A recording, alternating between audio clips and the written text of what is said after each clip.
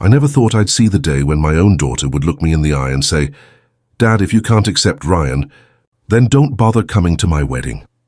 But that's exactly what happened on a rainy Thursday evening in October, sitting in my study in our family home on Beacon Hill, surrounded by law books and memories of 40 years on the federal bench. What Amanda didn't know was that I'd already spent 3 months investigating the man she wanted to marry.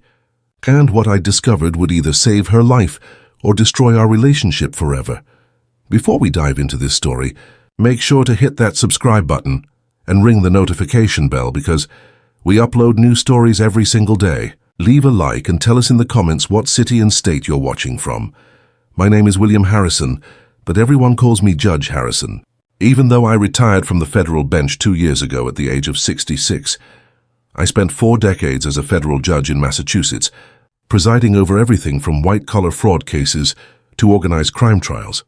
During those years, I learned to read people, to spot lies, to recognize manipulation from across a courtroom. Those skills served me well in my professional life, but I never imagined I'd need to use them to investigate my own daughter's fiancé. Amanda is my only child, the light of my life since the day she was born 32 years ago. Her mother, Elizabeth, passed away from breast cancer when Amanda was just 21, and since then it's been just the 2 of us navigating life together. Amanda followed in my footsteps, becoming a successful attorney at one of Boston's most prestigious law firms. She's brilliant, compassionate, and until recently had excellent judgment about people. The Harrison family has deep roots in Boston society. My grandfather was a Massachusetts Supreme Court justice. My father was a federal prosecutor, and I continued the family tradition of public service. We're not flashy with our wealth, but the family trust is worth approximately $12 million, built through generations of careful investments and public service salaries that were wisely managed. Amanda has always understood that with privilege comes responsibility, that our family name carries weight and expectations. That's why I was so concerned when she started dating Ryan Mitchell 18 months ago. Ryan appeared out of nowhere, claiming to be an entrepreneur with various business interests, but he was vague about specifics.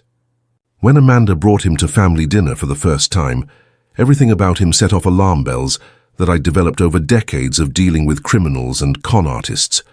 Ryan was smooth, too smooth. He had an answer for every question, a story for every inquiry, and a charm that felt rehearsed rather than genuine. He complimented our home extensively, asked detailed questions about our family history, and showed an unusual interest in our financial arrangements and Amanda's inheritance prospects. Most-telling was how he positioned himself physically, always between Amanda and me during conversations, subtly controlling the flow of information and interaction. "Dad, isn't Ryan wonderful?" Amanda asked after that first dinner, her eyes shining with an infatuation that worried me deeply. "He's so different from the boring lawyers and investment bankers I usually date. He's got vision, ambition, plans to build something amazing. What kind of business is he in exactly?" I asked, trying to keep my tone neutral. "He's developing a tech startup that's going to revolutionize online retail. The details are confidential because of patent-pending issues, but he's got investors lined up and everything." Amanda's explanation sounded like she was reciting something Ryan had told her, rather than speaking from her own understanding. Over the following months, I watched Ryan's influence over Amanda grow stronger and more concerning. She started changing her appearance, wearing more expensive jewelry and designer clothes that I knew she couldn't afford on her law firm salary. When I asked about it, she said Ryan had connections in the fashion industry and could get things at wholesale prices. More troubling was how Amanda's personality began shifting. She'd always been independent and strong-willed, but she started deferring to Ryan's opinions on everything, from restaurant choices to political discussions. She stopped expressing her own thoughts and instead would look to him for approval before speaking. The confident attorney who could argue complex cases in front of appellate courts was becoming a diminished version of herself. The first major red flag came during a dinner at the Union Club 6 months into their relationship. Ryan had been drinking heavily and started bragging about his business successes and how he'd turned his life around from some youthful mistakes. When pressed for details about these mistakes, he became evasive and changed the subject. But not before I caught him in at least 3 different versions of the same story within an hour. That night, I made a decision that would change everything. I called Marcus Webb, a private investigator I'd worked with during my judicial career when background checks were needed for sensitive cases. Marcus, I need you to run a complete background check on someone. Name is Ryan Mitchell, approximately 35 years old, claims to live in Boston, but I suspect he's from somewhere else originally. Judge, what level of investigation are we talking about? Basic background or full forensic? Full forensic. I want to know everything about this man. Criminal history, financial records, previous relationships, employment history, social media presence, associates, everything. My daughter is involved with him, and something feels very wrong. Marcus called back 3 days later with information that made my blood run cold. Judge, you're right to be concerned. Ryan Mitchell has been using multiple aliases over the past 15 years. His real name is Ryan Michael Kowalski, and he has convictions for fraud, identity theft, and domestic violence in 3 different states. The details were devastating. Ryan had served 2 years in prison for defrauding elderly investors in a fake real estate scheme in Florida. He'd been arrested for domestic violence against 2 different ex-girlfriends, though charges were dropped when the women refused to testify. Most recently, he'd been investigated for running a Ponzi scheme in California that collapsed when investors demanded their money back, leaving dozens of people financially ruined. Judge, this guy is a classic predator, Marcus continued. He targets successful women, usually professionals with money and social status. He creates a fake identity, claims to be an entrepreneur, and systematically isolates them from family and friends while gaining access to their financial resources. Based on the pattern, he's probably already asked your daughter for money or access to credit. That last statement hit me like a punch to the gut. 2 weeks earlier, Amanda had mentioned that she'd co-signed a loan for Ryan's business expansion, $150,000 that she'd borrowed against her trust fund. When I'd expressed concern, she'd become defensive and accused me of not trusting her judgment or supporting her relationship. There's more, Judge. Ryan Kowalski has been married twice before. Both marriages ended badly, with restraining orders filed against him by the wives. His second ex-wife, Jennifer Martinez, is willing to talk if you're interested. She says she wishes someone had warned her before she married him. I arranged to meet Jennifer Martinez at a coffee shop in Cambridge the following week. What she told me painted a picture of a man who was far more dangerous than I'd even suspected. Mr. Harrison, Ryan destroyed my life systematically over 2 years of marriage. He isolated me from my family, convinced me to quit my job, maxed out my credit cards, and when I finally tried to leave him, he threatened to kill me. Jennifer showed me photographs of bruises on her arms and face, police reports documenting threats, and financial records showing how Ryan had drained her bank accounts and destroyed her credit rating. He's not just a con man, Mr. Harrison.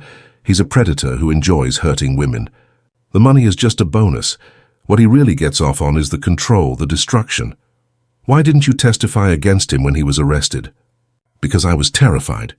He told me he had connections who would find me anywhere I tried to hide. He said he'd make sure I had an accident if I ever caused him problems.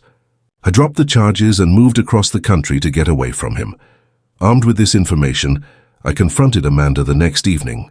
I laid out all the evidence, the criminal convictions, the aliases, the pattern of targeting successful women, the restraining orders, everything. I thought she'd be horrified, grateful that I'd uncovered the truth before it was too late. Instead, she exploded in fury. How dare you investigate my fiancé like he's some kind of criminal? You had no right to invade his privacy, to hire private investigators, to treat him like he's on trial in your courtroom. Amanda, he is a criminal. He's been convicted multiple times. He's using a false identity. Everything about him is a lie designed to manipulate you. Those are old charges from when he was young and stupid. Ryan told me about his past mistakes. He's changed. He's grown. He's building a legitimate business now. You're just prejudiced against him because he doesn't come from our social class. Her defense of him was heartbreaking, but not surprising. Marcus had warned me that victims of these predators often refuse to believe evidence against their abusers, especially when they've been systematically isolated and psychologically manipulated. Amanda, He's already gotten you to co-sign a $150,000 loan. Have you seen any evidence of this business he's supposedly building? Have you met any of his investors or business partners? Have you seen financial statements or business plans? You don't understand how startups work, Dad. Everything has to be kept confidential until the patents are approved and the funding rounds are completed. Ryan is protecting his intellectual property. It was textbook manipulation. Create plausible explanations for secrecy. Make the victim feel naive for asking reasonable questions. And position skepticism as a lack of sophistication or trust. Over the next month, Amanda's relationship with Ryan accelerated rapidly. He proposed with a $25,000 engagement ring that I'm certain she paid for herself, though she claimed it was a family heirloom from his grandmother. They set a wedding date just 3 months away and began planning an elaborate ceremony at the Boston Harbor Hotel that would cost approximately $80,000. When I expressed concern about the rushed timeline, Amanda accused me of trying to sabotage her happiness. Dad, when you know someone is your soulmate, why wait? Ryan and I want to start our life together as soon as possible. The final confrontation came when Amanda announced that Ryan would be moving into our family home after the wedding temporarily, while they looked for their own place. The audacity of it was breathtaking. Not only was this convicted felon planning to marry my daughter and access her inheritance, but he wanted to live in the house that had been in our family for 3 generations. Absolutely not, I said firmly. Ryan is not welcome in this house as a resident or as a guest. Dad, what is wrong with you? Why are you being so cruel to the man I love? Ryan has been nothing but respectful and kind to you. Amanda, Ryan is a convicted criminal who has been married twice before and has restraining orders filed against him by both ex-wives. He's using a false identity. He's already manipulated you into borrowing $150,000, and now he wants access to our family home and fortune. I will not allow it. That's when she delivered the ultimatum that broke my heart. Dad, if you can't accept Ryan and treat him like family, then don't bother coming to my wedding. I'm choosing the man I love over a father who refuses to support my happiness. The pain in her voice was genuine, which made the situation even more tragic. Ryan had successfully convinced Amanda that my legitimate concerns were actually attempts to control and hurt her. She truly believed she was choosing love over prejudice, not realizing she was choosing a predator over the father who was trying to protect her. Amanda, I love you more than life itself, but I cannot and will not pretend to accept a man who I know will hurt you. If that means you don't want me at your wedding, then that's a consequence I'll have to live with. She left that night in tears, and we didn't speak for 3 weeks. During that time, I continued working with Marcus to build a complete dossier on Ryan Kowalski. What we discovered was even more disturbing than his criminal convictions. There was evidence suggesting he might be connected to organized crime figures in New Jersey, that the business he was building might be a front for money laundering, and that Amanda might be in physical danger beyond just financial exploitation. 2 days before the wedding, I received a call from Jennifer Martinez. Mr. Harrison, I've been thinking about our conversation. I can't live with myself if I don't do something to help your daughter. I've decided I'm willing to testify about what Ryan did to me, even if it means risking my safety. That call gave me the final piece of evidence I needed to make a decision that would either save my daughter's life or end our relationship forever. I was going to attend that wedding, whether Amanda wanted me there or not, and I was going to make sure everyone in attendance knew exactly who Ryan Kowalski really was. The wedding was scheduled for Saturday afternoon at 3 p.m. By 2:30 p.m., I would either be the hero who saved Amanda from a dangerous criminal, or the father who humiliated his daughter so completely that she'd never speak to me again. But after 40 years as a federal judge, I knew that sometimes doing the right thing requires accepting personal consequences that break your heart. Amanda's safety was worth more than our relationship, and Ryan Kowalski had chosen the wrong family to target. The game was about to change, and this time I held all the cards. The 48 hours between my final conversation with Amanda and her wedding day were the longest of my life. While she was busy with final preparations, dress fittings, and what she thought was the happiest weekend of her life, I was working around the clock with Marcus Webb to build an airtight case that would expose Ryan Kowalski for exactly what he was: a dangerous, Predator who had targeted my daughter for her money and social status. Marcus had flown Jennifer Martinez in from Seattle under an assumed name, and we'd spent hours preparing her testimony and gathering supporting documentation. Jennifer was terrified but determined. "Mr. Harrison, if I can prevent what happened to me from happening to your daughter, then facing Ryan again will be worth it. I just pray she'll listen before it's too late." The evidence we'd compiled was devastating. Ryan Kowalski, age 36, had been using at least 7 different aliases over the past 15 years. His criminal history included fraud convictions in Florida, identity theft charges in California, domestic violence arrests in Nevada, and suspicious business ventures that had collapsed in 3 different states, leaving dozens of victims financially ruined. But the most disturbing discovery came when Marcus traced Ryan's recent financial activities. "Judge, this guy isn't just a garden-variety con artist. He's sophisticated. The $150,000 loan Amanda co-signed, it went directly into an offshore account in the Cayman Islands that's been flagged by federal investigators as potentially connected to money laundering operations." Money laundering for whom? That's where it gets really interesting. We found connections between Ryan's various aliases and several individuals who are currently under investigation by the FBI for organized crime activities in New Jersey. Ryan might be more than just a con man. He might be a bagman for people who make their living through violence. The implications were terrifying. Not only was Amanda being financially exploited, but she might have unknowingly become involved in criminal enterprises that could destroy her legal career and potentially put her in physical danger from people far more dangerous than Ryan himself. Thursday afternoon, I received a call that changed everything. "Judge Harrison, this is Special Agent Sarah Collins with the FBI Financial Crimes Division. I understand you've been investigating Ryan Kowalski in connection with your daughter's relationship. We'd like to meet with you immediately." Agent Collins and her partner, Agent Michael Torres, came to my house that evening. What they told me confirmed my worst fears and added new dimensions to the threat Ryan posed to Amanda's safety. "Judge, Ryan Kowalski is a person of interest in an ongoing federal investigation into money laundering, fraud, and racketeering.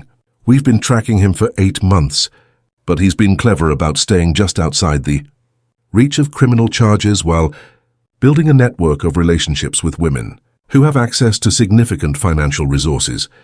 Agent Collins spread photographs across my dining room table, surveillance photos of Ryan meeting with known criminals, financial records showing suspicious transactions, and images of at least 6 other women who had been targeted in similar schemes over the past 5 years. "Your daughter is Ryan's most ambitious target to date.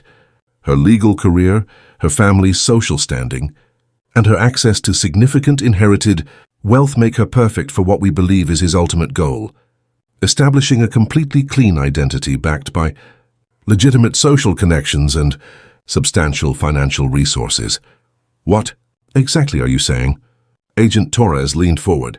"We believe Ryan plans to use his marriage to your daughter as a cover for expanding his criminal operations. Her legal credentials give him legitimacy. Her family connections provide social cover, and her inheritance gives him the capital to fund larger criminal enterprises." The scope of Ryan's scheme was breathtaking in its ambition and cruelty. He wasn't just planning to steal Amanda's money. He was planning to use her entire life as a front for criminal activities that could ultimately destroy everything our family had built over 3 generations. "Judge Harrison, we need your daughter's cooperation to build a case against Ryan and the larger criminal network he's connected to. But based on what you've told us about her psychological state, we're concerned she won't be receptive to hearing evidence against him." That was an understatement. Amanda had become so psychologically dependent on Ryan that she was willing to cut off her own father rather than question his character. Getting her to cooperate with a federal investigation seemed impossible. What happens if you arrest Ryan before the wedding? Without her cooperation, we don't have enough evidence for arrests that will stick. Ryan has been careful to keep his criminal activities separate from his relationship with Amanda. We need evidence of how he's been manipulating her, documentation of the financial fraud, and testimony about his pattern of targeting women. Without that, he walks free, and probably disappears to start over with another victim in another city. Agent Collins handed me a wire device and a detailed plan. Judge, we know you're planning to attend the wedding despite your daughter's wishes. This is your opportunity to get Ryan to reveal his true intentions on tape. We need him to admit to his criminal history, to acknowledge his plans for exploiting Amanda, or to threaten you in a way that demonstrates his dangerous character. Wearing a wire to my own daughter's wedding felt like a betrayal, but I realized it might be the only way to save her from years of abuse and exploitation, or worse. What guarantee do I have that Amanda won't be charged as an accessory if Ryan's criminal activities are exposed? Your daughter is a victim, not a criminal. Our investigation shows clear evidence of psychological manipulation and fraud. As long as she cooperates once she understands the truth, she won't face any charges related to Ryan's crimes. Friday morning, the day before the wedding, I drove to Amanda's apartment, hoping for one last chance to reach her before the ceremony. What I found there shocked me more than anything I'd discovered during the investigation. Amanda looked terrible. She lost weight, her eyes were hollow and tired, and she seemed nervous and jumpy in a way that was completely unlike her normal confident demeanor. When she opened the door, I could see bruising on her upper arm that she tried to hide by adjusting her sleeves. Dad, what are you doing here? I told you not to come if you couldn't accept Ryan. Amanda, are you all right? You look exhausted, and what happened to your arm? I'm fine. I just bumped into something. Wedding stress, you know how it is. But her explanation was delivered in the flat, rehearsed tone I'd learned to recognize as a sign that someone was lying under pressure. From inside the apartment, I heard Ryan's voice calling out, Amanda, who's at the door? You're not supposed to be talking to anyone today. We discussed this. The controlling tone was unmistakable, and Amanda's immediate reaction, fear flickering across her face, told me everything I needed to know about how their relationship had evolved since I'd last seen her. The psychological manipulation had escalated to physical control and probably physical abuse. Amanda, I need you to listen to me very carefully. You're in danger.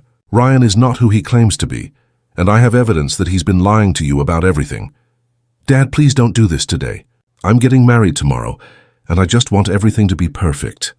Ryan appeared behind Amanda, putting his hand possessively on her shoulder. Up close, I could see that his charming facade had slipped considerably. His eyes were cold and calculating, and his smile didn't reach them. Judge Harrison, I thought Amanda made it clear that you weren't welcome here. I'm here because I love my daughter, and I'm concerned about her welfare. Amanda, will you please give us a few minutes to talk privately? No, Ryan answered before Amanda could respond. Amanda and I don't have any secrets from each other. Whatever you have to say, you can say in front of me. The possessive control was textbook abuser behavior, but Amanda didn't seem to recognize it. She stood between us looking exhausted and trapped, like someone who had stopped fighting battles she couldn't win. Ryan, I've been investigating your background, and I've discovered some things that Amanda needs to know before she marries you tomorrow. Ryan's expression hardened, and for a moment, I saw the dangerous man hiding beneath the charming exterior. What kind of things, Judge? Things like your real name being Ryan Kowalski, not Ryan Mitchell. Things like your criminal convictions for fraud and identity theft. Things like the restraining orders filed against you by 2 different ex-wives for domestic violence. Amanda went pale. Dad, what are you talking about? But Ryan recovered quickly, slipping back into his manipulative persona. Amanda, this is exactly what I warned you about. Your father can't accept that you're an independent woman, capable of making your own decisions. So he's hired investigators to dig up dirt on me and twist old mistakes into something sinister. Old mistakes, I pressed. Ryan, are you admitting that you've been using a false identity? I legally changed my name years ago because I wanted a fresh start after some youthful indiscretions. That's not a crime, Judge. It's called personal growth. Amanda looked back and forth between us, clearly torn between her father's accusations and her fiancé's explanations. Dad, even if Ryan made mistakes when he was younger, people can change. You taught me that everyone deserves a second chance. Amanda, this isn't about second chances. This is about a pattern of criminal behavior that continues to this day.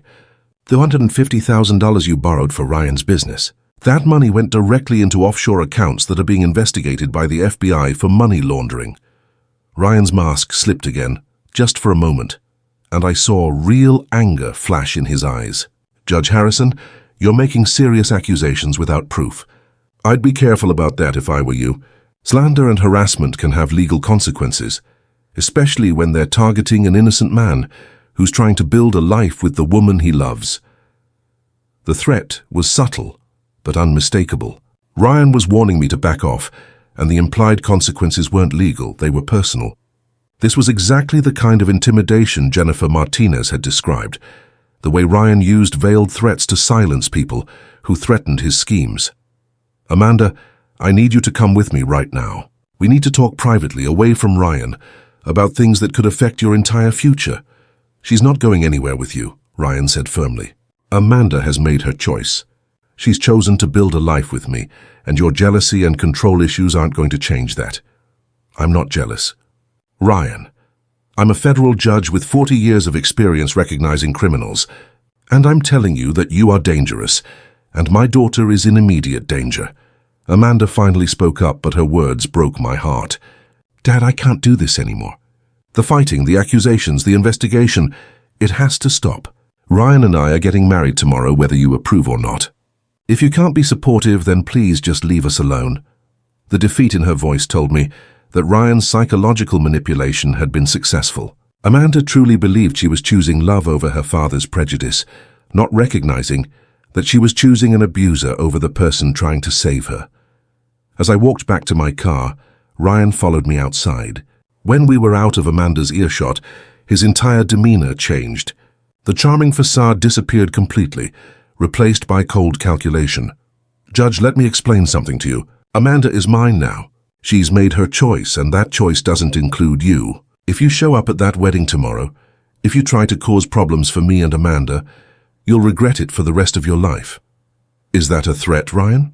"It's a promise. I've built something beautiful with Amanda. I'm not going to let a bitter old man destroy it, because he can't accept that his little girl has grown up and moved on. Ryan, I know exactly what you are.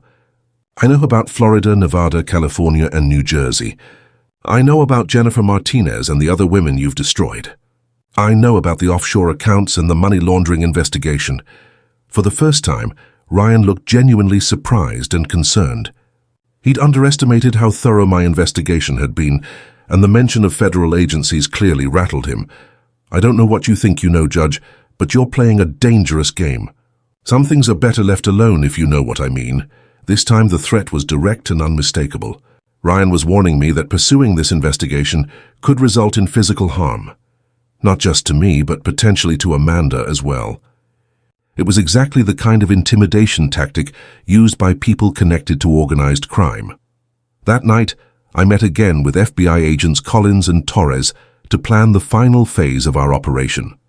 The recording device was tested and positioned, backup plans were established, and contingency protocols were put in place in case Ryan became violent during the confrontation. "Judge, once you trigger this confrontation tomorrow, there's no going back. Ryan will know he's been exposed, and he'll either flee or escalate to violence. Are you prepared for your daughter to hate you if this destroys her wedding day?" "Agent Collins, my daughter already hates me for trying to protect her. If humiliating her at her wedding is the price of saving her life and stopping a dangerous criminal, then that's a price I'm willing to pay." The wedding was scheduled to begin at 3 p.m. at the Boston Harbor Hotel. By 2:30 p.m., I would either be the father who saved his daughter from a dangerous predator, or the man who destroyed her happiness so completely that she'd never forgive me. But as Jennifer Martinez had told me during our preparation sessions, "Mr. Harrison, Amanda might hate you tomorrow, but if you don't act, she might not be alive to hate anyone in 5 years." The game was set. Ryan Kowalski had no idea that his wedding day was about to become his arrest day, and that the federal judge he'd threatened was about to teach him what real power looked like. Saturday, October 15th, 2:30 p.m. I sat in my car outside the Boston Harbor Hotel, watching elegantly dressed guests stream through the ornate entrance to what Amanda believed would be the happiest day of her life. The wire device taped to my chest felt heavy against my ribs, and the weight of what I was about to do pressed down on me like a physical force. In 30 minutes, I would either save my daughter from a dangerous predator or destroy our relationship so completely that she'd never speak to me again. Agent Collins's voice crackled through my earpiece. "Judge Harrison, we have agents positioned throughout the hotel. Jennifer Martinez is in place, and we have backup units ready to move. Are you ready to proceed?" "As ready as I'll ever be to ruin my daughter's wedding day," I replied, checking my reflection in the rearview mirror. I looked like what I was, a 68-year-old federal judge about to wage war against a criminal who'd manipulated his way into the family. The lobby of the Boston Harbor Hotel was spectacular, decorated with white roses and crystal chandeliers that probably cost more than most people's annual salaries. Amanda had spared no expense for this wedding, and I realized with a sick feeling that every dollar spent was likely borrowed money that Ryan would eventually steal. The $80,000 celebration was just another part of his elaborate con game. I recognized many of the guests, federal judges, prominent attorneys, Boston society figures who'd known our family for decades. They greeted me with surprise and warm smiles, clearly unaware of the family drama that had preceded this day. "Bill, I thought Amanda said you weren't feeling well enough to attend," said Margaret Whitmore, a federal appeals court judge who'd worked with me for 20 years. "You must be so proud. Amanda looks absolutely radiant." "She does indeed," I replied, forcing a smile while my heart broke. Amanda did look beautiful in her wedding dress, but up close I could see the careful makeup covering dark circles under her eyes and the way she flinched slightly when Ryan touched her shoulder. The signs of an abusive relationship were subtle but unmistakable to someone who'd spent decades observing human behavior under stress. Ryan spotted me immediately, and his expression shifted from surprise to anger to calculation within seconds. He whispered something to Amanda, who looked across the room at me with a mixture of hope and disappointment. For just a moment I saw my little girl in her face, the daughter who'd once trusted me completely and believed I could fix any problem. The daughter who didn't yet understand that some problems require breaking things that can't be repaired. The ceremony was beautiful and heartbreaking. Amanda recited vows about trust, commitment, and building a life together with a man who had lied to her about everything, including his name. Ryan spoke about finding love when he least expected it, and promising to protect Amanda forever, words that would have been touching if they weren't coming from a convicted predator with a history of domestic violence. As they exchanged rings, I noticed Ryan scanning the crowd, his eyes stopping on unfamiliar faces that he correctly identified as law enforcement. He was smart enough to recognize surveillance when he saw it, and I could see tension building in his shoulders as he realized this wedding might not go according to his plan. The moment of truth came during the reception, when Ryan approached me at the bar with 2 glasses of champagne and a smile that didn't reach his eyes. "Judge Harrison, I have to say I'm surprised to see you here. Amanda was pretty clear that you'd chosen not to attend her wedding." "I changed my mind, Ryan. Family is important even when we disagree about choices." "That's very mature of you. I know Amanda appreciates you putting aside your concerns to be here for her special day." He handed me a glass of champagne and I noticed his hand was trembling slightly. The pressure was getting to him. "Actually, Ryan, I haven't put aside my concerns at all. In fact, I've learned some additional information that I think the wedding guests should be aware of." Ryan's smile faltered. "What kind of information?" This was the moment I'd been preparing for. The chance to get Ryan's confession on tape while witnesses were present. Information about your real identity, your criminal history, and your plans for my daughter's inheritance. "Judge, you're drunk or having some kind of episode. You're embarrassing yourself and ruining Amanda's wedding day with these paranoid fantasies." But I could see the fear in his eyes. Ryan knew he'd been caught, and now he had to decide whether to run or fight. "Ryan Kowalski," I said loudly enough for nearby guests to hear. "That is your real name, isn't it? Not Ryan Mitchell like you told Amanda." The conversation around us began to quiet as people sensed drama unfolding. Ryan glanced around nervously, realizing that his carefully constructed facade was crumbling in front of Boston's legal elite. "I don't know what game you're playing." "Old man, but it ends now. The game ends when you admit what you are. You're a convicted felon who has served time for fraud and identity theft. You've been married twice before, and both wives filed restraining orders against you for domestic violence. You've targeted my daughter because she has access to significant financial resources, And you've already manipulated her into borrowing $150,000 that you've transferred to offshore accounts. By now, the entire reception had gone quiet. Amanda stood frozen near the head table, her face white with shock and confusion. The elegant celebration had transformed into a courtroom, with me serving as both prosecutor and judge. Ryan's composure cracked completely. "You arrogant bastard! You couldn't stand that Amanda chose me over you, so you spent months trying to destroy our relationship. This is what you do when you can't control people. You attack them with lies and manipulation. Show them the photographs." "Jennifer," I called out. Jennifer Martinez stepped forward from the crowd holding a manila envelope. She'd been positioned strategically near the head table, waiting for this moment. Her hands shook as she opened the envelope and pulled out police photographs, showing her bruised face and arms. "My name is Jennifer Martinez," she announced in a voice that carried across the silent ballroom. "I was married to this man for 2 years. His real name is Ryan Kowalski, and these are photographs of what he did to me when I tried to leave him."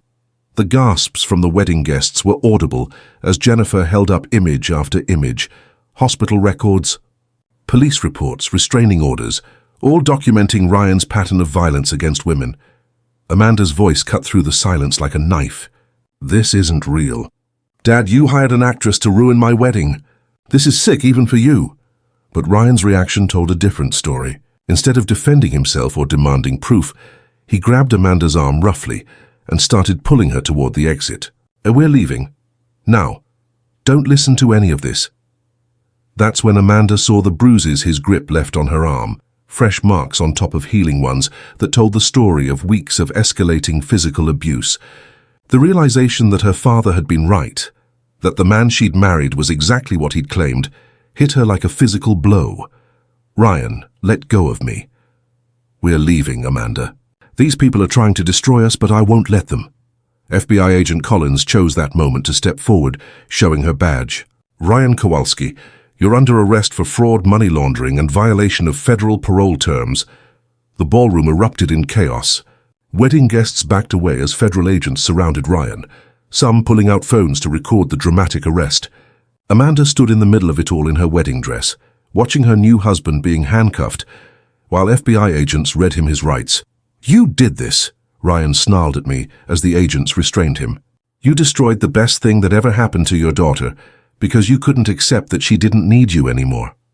"I protected my daughter from a dangerous criminal," I replied calmly. "The same thing I would have done for any victim who came before my court." As Ryan was led away, Amanda finally spoke, her voice barely above a whisper. "Dad, is it all true? Everything you said about him?" I walked over to her slowly, my heart breaking at the devastation in her eyes. "Yes, sweetheart, all of it. Ryan Kowalski is a career criminal who targeted you specifically because of our family's wealth and social status. The FBI has been investigating him for months, but he said he loved me. He said we were going to build a life together. Amanda, men like Ryan don't love anyone except themselves. They're predators who identify vulnerable targets and manipulate them systematically. You weren't vulnerable because you were weak. You were vulnerable because you were grieving your mother and desperately wanted to believe someone could fill that emotional void." The wedding guests were filing out quietly, giving us privacy for what was clearly a family crisis.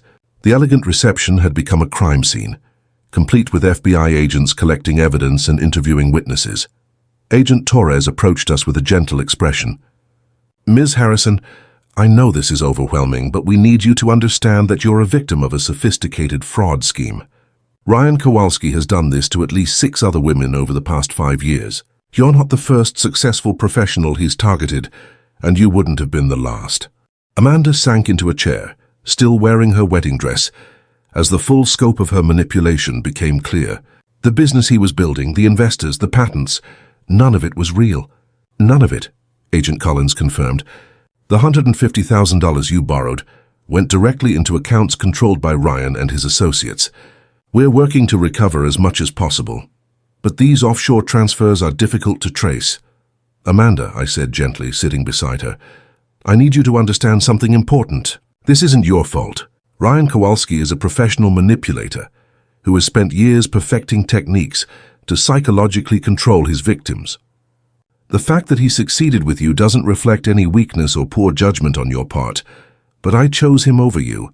Dad, I told my own father not to come to my wedding because I believed a criminal's lies over your concerns. You chose what you thought was love over what seemed like prejudice. That's not a character flaw, that's being human. Ryan exploited your grief, your desire for companionship, and your natural inclination to see the best in people. The hotel staff had quietly begun cleaning up the reception while FBI agents finished their work. The beautiful wedding celebration had become a crime scene investigation, but for the first time in months, Amanda was free from Ryan's psychological control. What happens now? Amanda asked, looking lost despite being surrounded by family and law enforcement who were all trying to protect her. Now you heal, I said firmly. Ryan Kowalski is going to prison for a very long time. The FBI will work to recover your money and pursue charges against anyone else involved in his criminal network. And you'll rebuild your life based on truth instead of lies. Jennifer Martinez approached us hesitantly. Ms. Harrison, I know this is the worst day of your life, but I want you to know that it gets better. It takes time to recover from this kind of psychological abuse, but you will recover. And your father saved you from years of escalating violence and financial exploitation. Amanda looked at Jennifer with new understanding. How long were you married to him? 2 years. By the end, he had isolated me from all my friends and family, destroyed my credit and convinced me that I was worthless without him. When I finally tried to leave, he threatened to kill me. I moved across the country and changed my name to get away from him, but you came back to help me, even though it meant facing him again, because I know what he's capable of, and I couldn't live with myself if I didn't try to prevent another woman from going through what I experienced.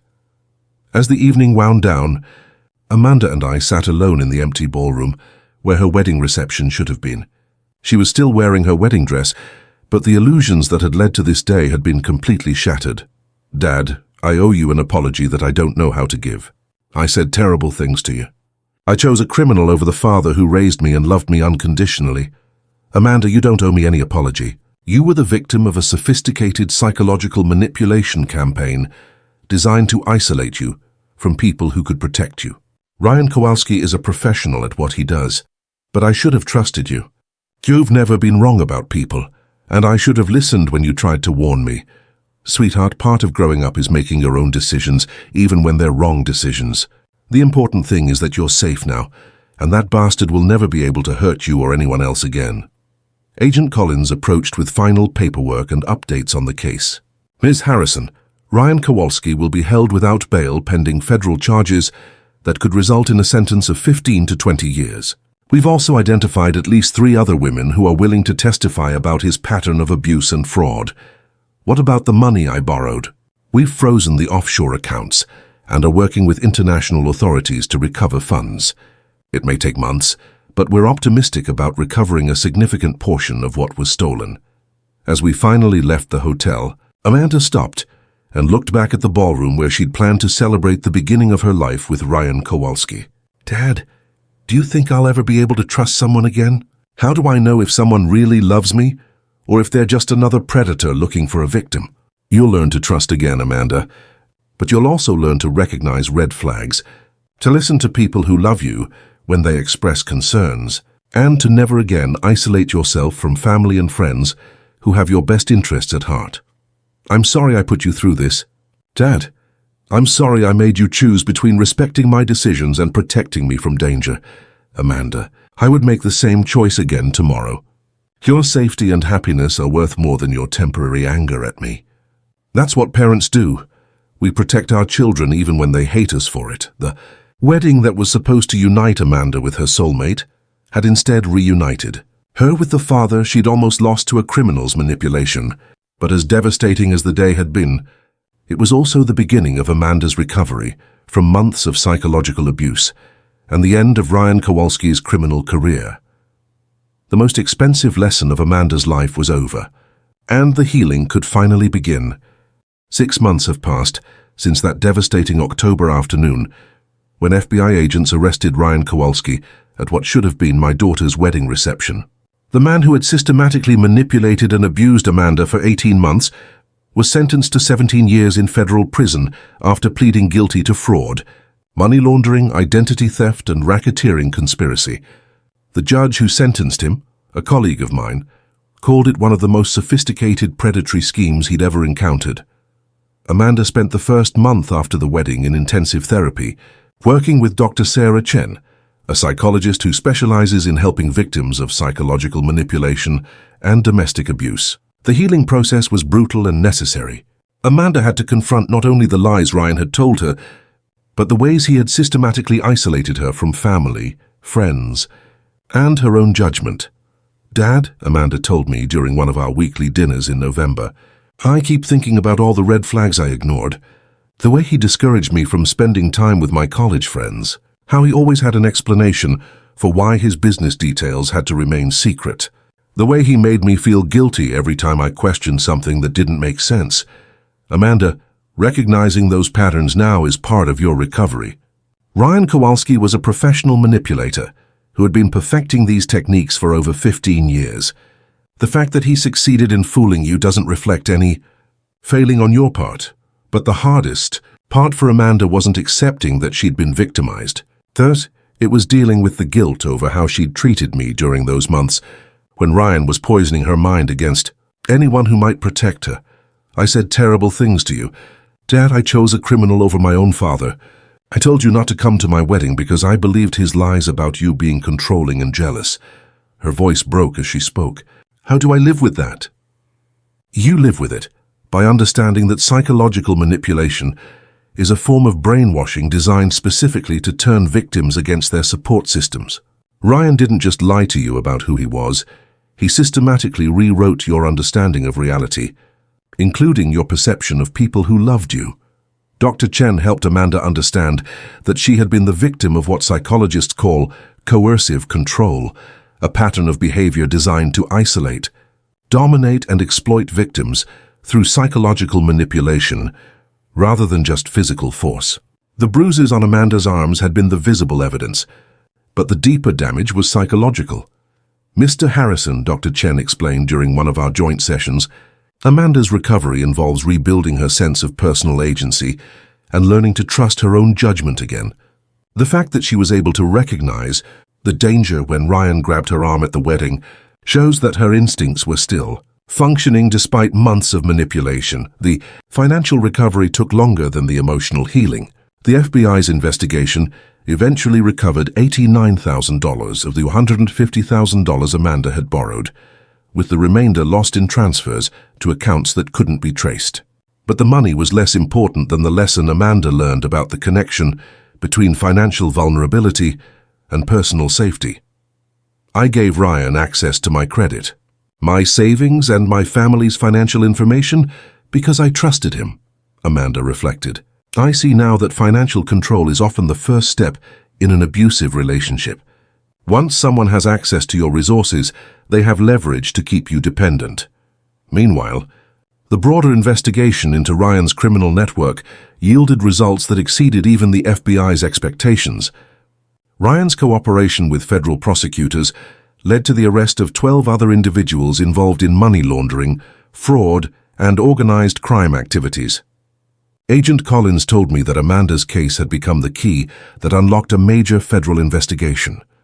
"Judge Harrison, your daughter's courage in testifying against Ryan and providing evidence about his manipulation tactics helped us build cases against people who had been operating for years. Her legal expertise was particularly valuable in documenting the sophisticated nature of the fraud schemes." Amanda's decision to testify wasn't easy. She had to relive months of psychological abuse in detailed depositions and court appearances, but she found strength in knowing that her testimony would prevent Ryan from victimizing other women and would help prosecutors dismantle the criminal network he'd been part of. The most difficult testimony came when Amanda had to describe the escalating physical violence that had accompanied Ryan's psychological control. "He never hit me in places where bruises would show," she told the court. "He was very careful about that. The control was psychological, making me feel like I was crazy for questioning his stories, like I was ungrateful for doubting his love." Jennifer Martinez, Ryan's previous victim who had flown in from Seattle to help expose him, became an unexpected source of support for Amanda during the legal proceedings. The two women formed a bond based on shared experience and mutual understanding of what they'd survived. Amanda, Jennifer told her during one of their phone conversations, "The hardest part isn't accepting that we were victims. The hardest part is forgiving ourselves for the choices we made while we were being manipulated." But those weren't really our choices. They were responses to systematic psychological abuse designed to break down our ability to think clearly. By spring, Amanda had returned to work at her law firm, though she'd transferred to a different practice area that focused on helping victims of financial fraud. Her personal experience with manipulation had given her unique insight into how predators operate and how victims respond to systematic abuse. "Dad, I want to use what happened to me to help other people," Amanda told me during one of our walks through Boston Common. "I understand now how intelligent, successful people can be completely fooled by sophisticated manipulators. I want to help other families recognize the warning signs before it's too late." Amanda began speaking at conferences about financial fraud and elder abuse, sharing her story as a cautionary tale about how predators target successful professionals. Her legal expertise combined with personal experience made her an effective advocate for fraud prevention education. The speaking engagements led to media attention that Amanda initially found uncomfortable, but eventually embraced as an opportunity to warn others. "When I first saw my story in the Boston Globe, I was mortified," she admitted. "But then I started getting calls from women who recognized similar patterns in their own relationships. If my humiliation can save someone else from going through what I experienced, then it's worth it." One of those calls came from Maria Santos, a 34-year-old doctor in Providence, who had become engaged to a man exhibiting many of the same red flags Ryan had displayed. "Ms. Harrison, I read your interview in the Globe, and it was like reading about my own life. My fiancé has been asking for access to my bank accounts. He's discouraged me from spending time with my family, and he always has explanations for why his business details have to remain secret." Amanda spent 3 hours on the phone with Maria, sharing resources for background checks, explaining manipulation tactics, and ultimately convincing her to postpone her wedding until she could investigate her fiancé's claims. The investigation revealed that Maria's fiancé was using a false identity and had outstanding warrants in 2 states. That phone call with Maria was the moment I realized my experience with Ryan had given me something valuable, Amanda told me.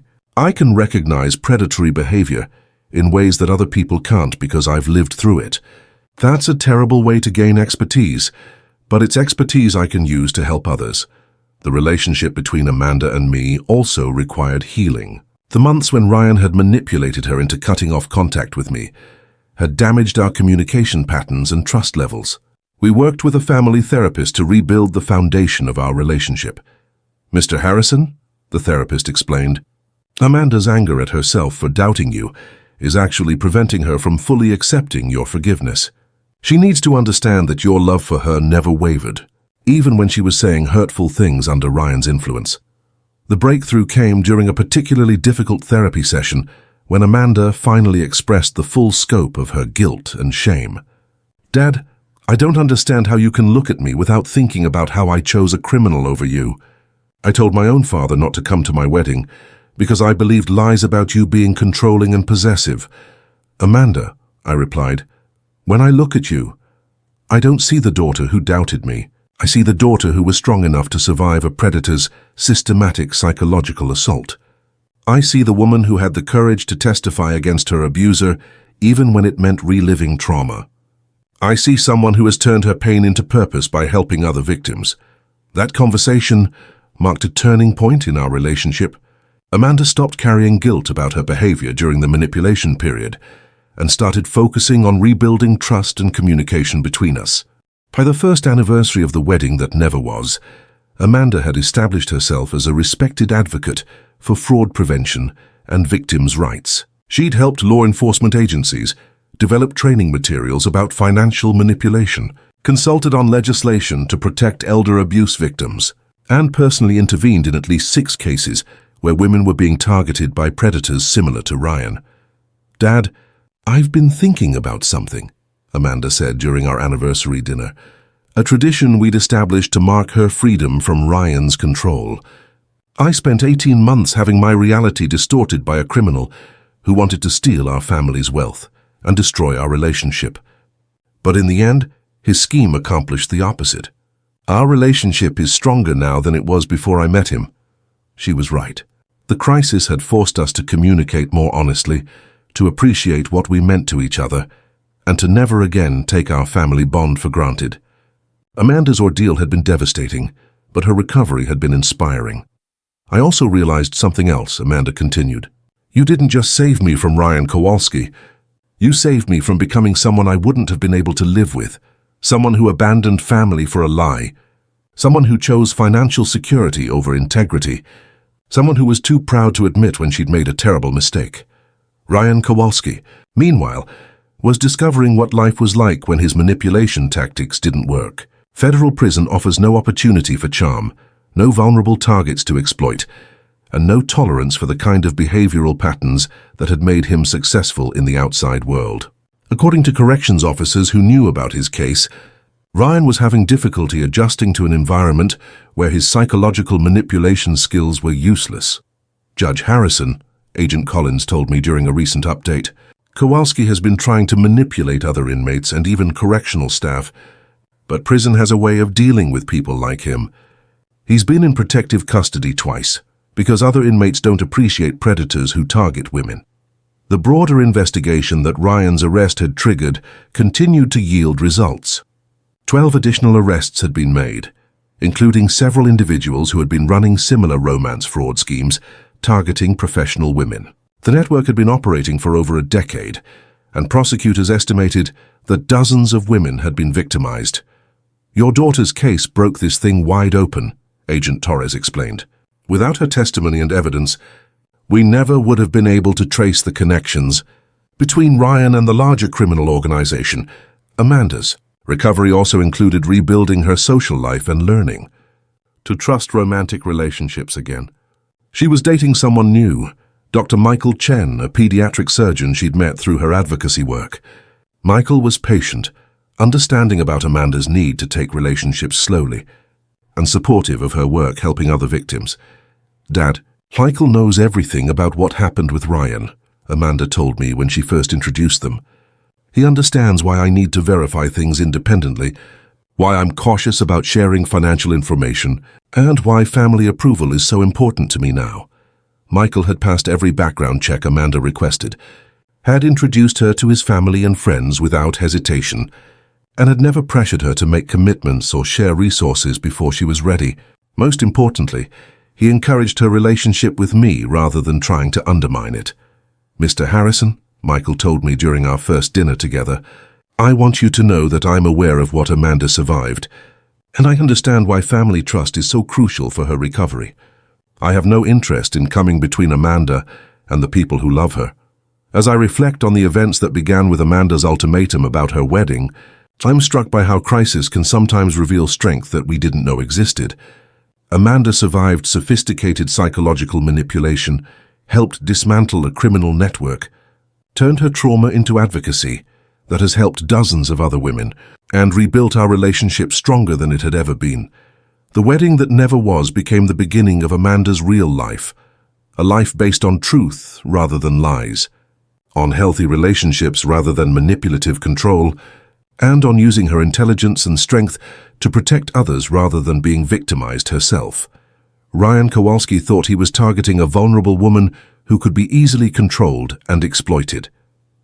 Instead, he encountered a federal judge's daughter who had inherited not just wealth, but also the intelligence, integrity, and determination that built our family's reputation over 3 generations. The predator became the prey, the manipulator became the victim of his own scheme, and the man who tried to destroy our family ultimately made us stronger than we'd ever been before. If there's a lesson in all of this, it's that love sometimes requires making decisions that temporarily hurt the people we're trying to protect. I chose to investigate Ryan despite Amanda's anger. I chose to confront him despite her wishes.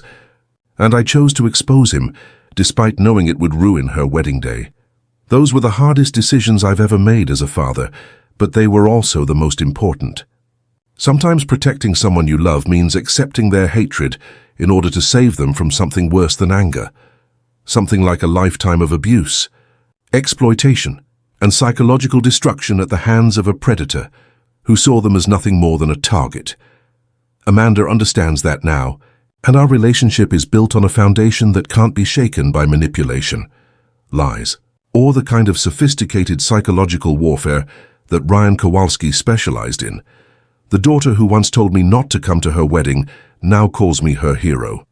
But the real hero in this story is Amanda herself, the woman who survived, recovered, and turned her pain into power that protects other people from predators like the man she almost married.